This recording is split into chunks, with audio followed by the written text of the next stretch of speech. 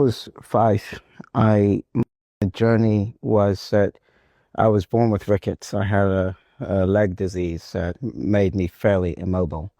And there was a sexual exploitation that took place when I was 5. A friend of the family who at times took care of us would sexually molest me.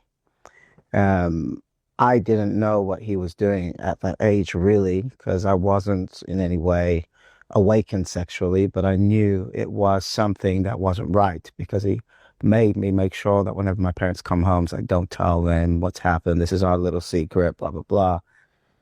And it came with shame, a lot of shame immediately. And I knew when my parents left us with them, they didn't know what was going on, of course, that the abuse was going to continue.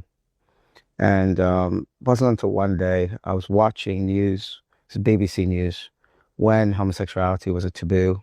I didn't know the term homosexuality, that I saw this news piece talking about homosexuality increasing. It was in the early 90s. And I was stunned at this word, homosexual. And all of a sudden, I'll never forget, this greater sense of shame just overwhelmed me. And I looked at my mom, who was glued to the television ironing. I said, Mom, what happens to homosexuals? That's my terminology. And she laughed and she said, oh, my mom's charismatic, my dad's Catholic, in a charismatic way. She was like, oh, they go to hell. Now I'm going to hell. And I remember my last encounter with that man. My parents had left the house again. We were in the house by ourselves. And he cornered me in the bathroom and told me basically to pull my trousers down. And I remember I just said no to him for the first time. He said, what did you say? I said, no. And I pushed him into the bathtub. And I ran down the street crying my heart out because I didn't know what was going to happen next. I didn't even know where I was running to. I was running from my house to God knows where. All I know is I was running. And when I got saved, got born again, there was a new sense of affirmation. I got saved and I started serving almost straight away. So it was this new sense of affirmation. This is a different Tommy Ramey. It's not that shameful 5-year-old that was sexually abused. Do you think those issues were dealt with, or do you think you probably compartmentalized them at that time so that you could move on? Well, I don't know if I compartmentalized them. I think I tried to prove to myself that I wasn't a homosexual.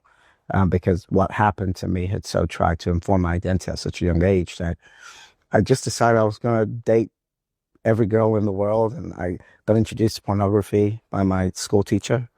And all of a sudden, what became a remedy for a diagnosis from BBC, all of a sudden became an addiction that once I was saved, the addiction didn't go away. It just got suppressed.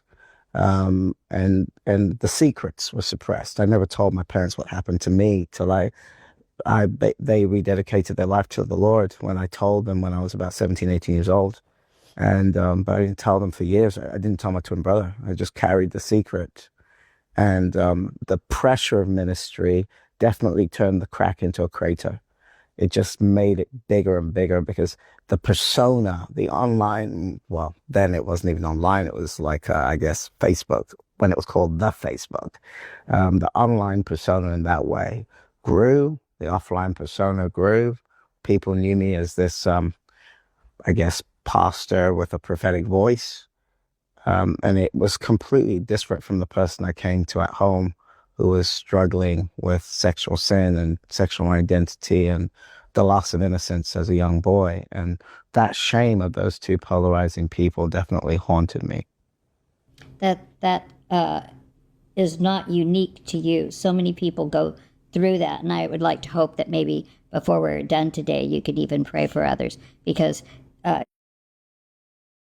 what this pastor said is true, because a lot of parents neglect these things. Your child comes to tell you something. Instead of you to use the opportunity to sit your child down and begin to educate them, you just say, oh, the person will go to hell. Like he said, he asked the mother, and that was the mother's reply. I don't think that was good enough. Every time a child comes up with a conversation, Make it a story, talk about it, discuss, tell them. In fact, make it a lesson and talk about it until, if I call all your kids at that time, for a child to be 5 years and that is done to him, and then the child grows up, and even as a prophet, like as a man of God, he was still struggling with this habit.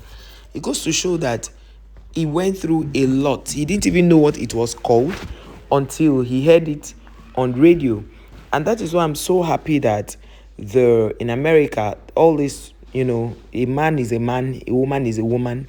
There's nothing like confused gender. There's no such word as that. And that is why it's usually good to call words for what they are. Because this guy, you see me, when people say, oh, we are sending someone to your house, I'm always very careful. Even when people come to my house, I'm always very careful, watching to see what they are doing, where my kids are.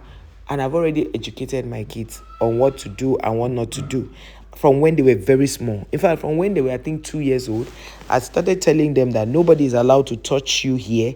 Nobody is allowed to touch you there. For example, just look at how a pastor was vulnerable and was able to tell his story. Most of these things happen in so many homes, but they conceal it. So to the extent that you see some women, they live in homes where the husbands are the ones doing it to their carers, like people that live with them. And they can't say anything. They cannot. That's why I respect women who come out to speak about it and leave the marriage.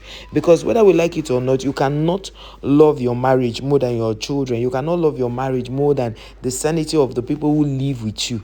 If your husband is found doing this kind of thing, call him to order. And if he refuses to change and repent, then you need to, begin to talk about it. Like you can see the pastor sitting here with his wife. He must have told the wife all of this, and he's sitting here saying it, a confession that he must have confessed to the wife. That's a path to healing. So nobody will say, oh, if a pastor, this can happen to a pastor. A lot of people who are not even pastors, even some pastors, some priests, Catholic priests, they are struggling with this habit. A lot of people are struggling with this habit. But, when you, as a child of God, know the truth, you can always find out, read books. And please, parents, you are watching this video, have conversations with your children. Call, organs in the body with their real names. So that when people outside try to go and teach your children the wrong way, your children already know. Like now, my kids, I've told them, no man is supposed to touch you as a man. No woman is supposed to touch you. I go to my daughter, no woman is supposed to touch you. No man is supposed to touch you. So they know. Because sometimes when you say, oh, you tell a girl, a man is not supposed to touch you. So when a lesbian comes, what can she do? She needs to know that no woman is supposed to touch. So they all know these things, and that is why it is very important to educate your children sexually. Let them know. The faster they know these things, the better for them. Thank you guys for watching. Please like, share, subscribe to the channel. I'll see you in our next one. Bye.